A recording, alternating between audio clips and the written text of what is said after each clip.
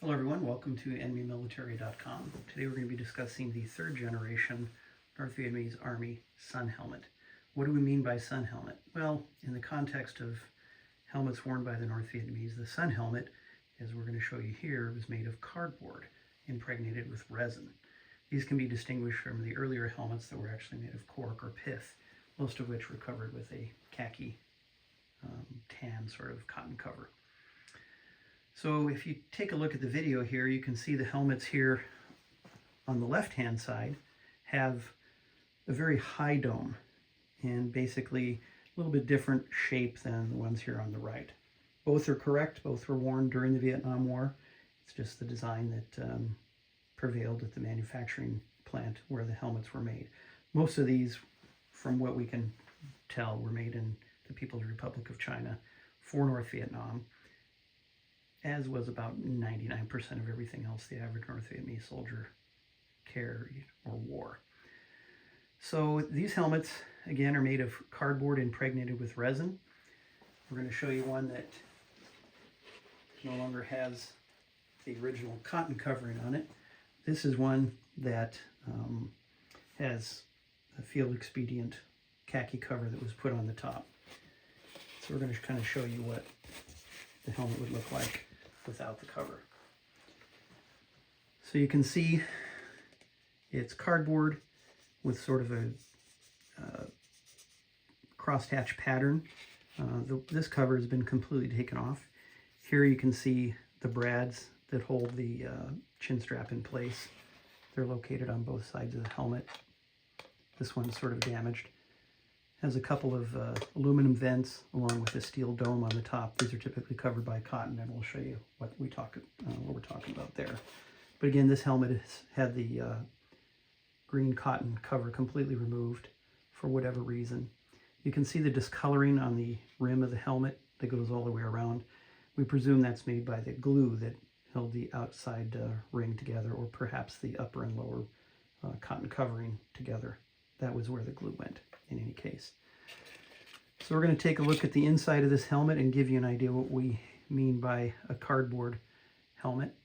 You can see it has what we describe as a W-shaped washer that is basically a piece of cardboard that's riveted in to the helmet by the vents. And it's got a steel, not really a steel, but probably a brass, maybe nickel chromed washer on the inside with a nut that holds it in place.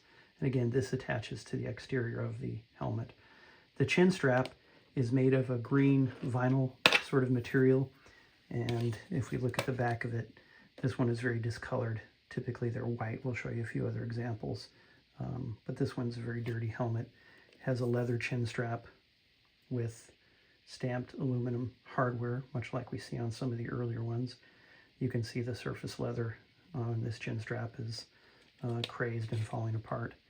But if we look on the inside, you can see Vietnamese writing. This is typically done with something that's sharp and pointy, perhaps the tip of a screwdriver or something else. More writing here, and then again more writing over here.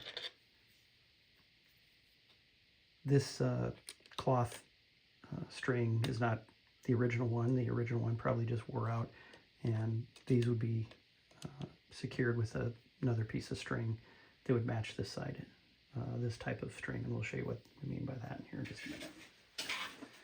So let's take a look at a helmet that's in fairly decent shape.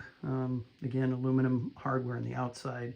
This one has got the dome here, correction, the grommet here in the front for the insignia. And if you look, you're going to see this sort of purple material that's all the way around the helmet. That's the glue that holds the exterior band together. You can see this one has a Vietnamese name written on the outside. In the back of the helmet, there's a square piece of material. The dome itself is covered as it should be.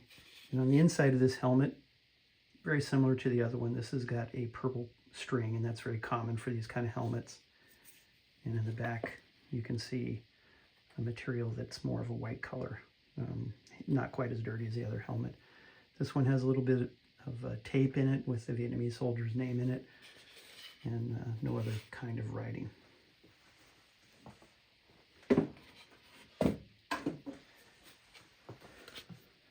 This helmet is interesting because you can see the W-shaped washers here in the back are a pink color.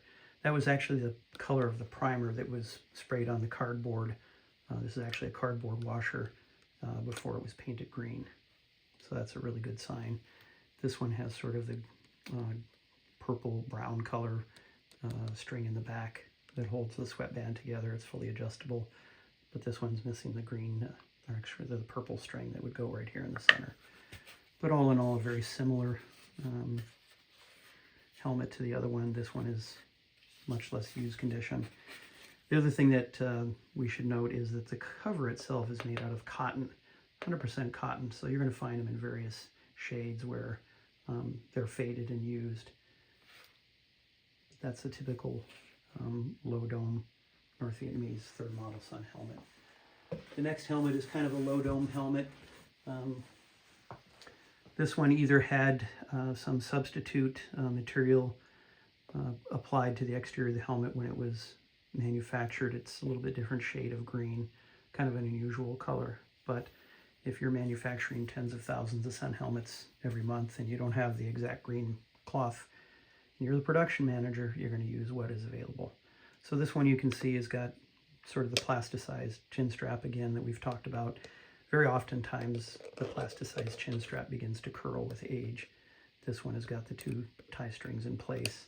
Again, the flash chromed or galvanized washer on the inside. You can see some of the pink material that is the primer for the W-shaped washer.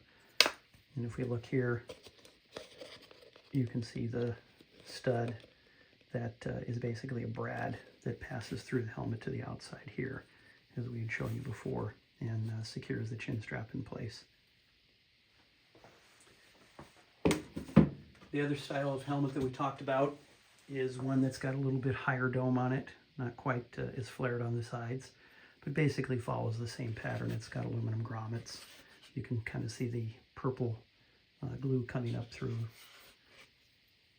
the top and bottom of the band. This one has some faint Vietnamese markings or writing on the back. These were used and issued to, one soldier would get one helmet, and that was the helmet that he wore down the Ho Chi Minh Trail all the way down to the south.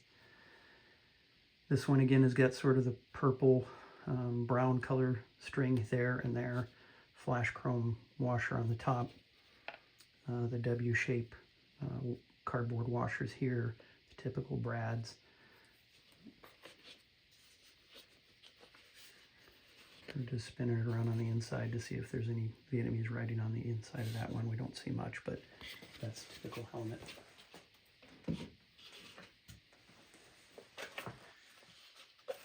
This one is pretty much the same as the other one, but you can see it's got a field repaired chin strap right there. The brad basically fell out apparently. For whatever reason, the soldier decided to color the top of his dome. This one's got a little bit of dirt, some possible blood staining on the exterior. We haven't used any scientific equipment to figure out whether that's actually blood or not, but in the inside you can see the W-shaped washer. It's got the pink primer, galvanized washer that holds that in place. The sweatband here has the soldier's name, when something or other. I can't really tell you exactly what it is, along with possibly his service number. Oftentimes you'll find these will have carving on the inside of the helmet, and very often they'll have a very specific date written or stamped into the helmet, and that date was the date that they left from the north to go to the south. This one says Quan Gia Phong, which is Liberation Army. He spelled Phong right with incorrectly, actually, with an F instead of a PH. There's a little bit of writing here on the back of it. Some more Vietnamese writing. The cloth is worn off on the dome on the top. But again, we turn it over, you see the pink primer on the inside, the sort of purple-brown string here and there. This particular helmet has got some Vietnamese carving on the inside, a little crack. More faint carving as you turn the helmet around. This one also has a common name in there, Nguyen. So all in all, this is a pretty well-used North Vietnamese sun helmet. When they left the North, they were supposed to take the sun helmet insignia off. This guy decided to draw a star on the front of his sun helmet. The last helmet we're going to take a look at here of the standard helmets. This one still has the original stamped brass badge on the front. These are made in either cast brass or stamped brass for the wartime helmets. It's got the purple paint, the purple glue. This one has an infiltration date of 13 February 1968. So this would have been the date that he left from the North to go to the South. And that was a way to keep track of how long one had actually been in the fight. Vietnamese name here. This one's got a couple little shrapnel holes through it. Some more purple. And again, we turn it over and you're going to see the same characteristics. The galvanized washer here, a little bit of pink primer sticking out. The chin strap is the plasticized material with the white backing. Again, sometimes you'll find names and dates and sort of things like that written on the inside of the chin strap. But all in all, a nice helmet with the original brass badge. Again, these are supposed to be taken off when they left, but sometimes they weren't. The next helmet we're going to show you is the standard third model sun helmet. This one is actually painted white at some point along the way and then used. Again, the sort of same standard features we've talked about before. You can see a little bit of the pink primer, leather chin strap with aluminum hardware, the curling of the chin strap. This one has like a fishing line to hold the chin strap together. There's Vietnamese name back here. But what's interesting about this one again is it's painted white. And here's a photograph of a North Vietnamese crew on a bridge. The lady on the right is wearing a sun helmet that is obviously painted white, and the fella on the end, his sun helmet's painted sort of a dark gray with a blue hue to it. And they're wearing Ho Chi Minh sandals, and they'd be pulling a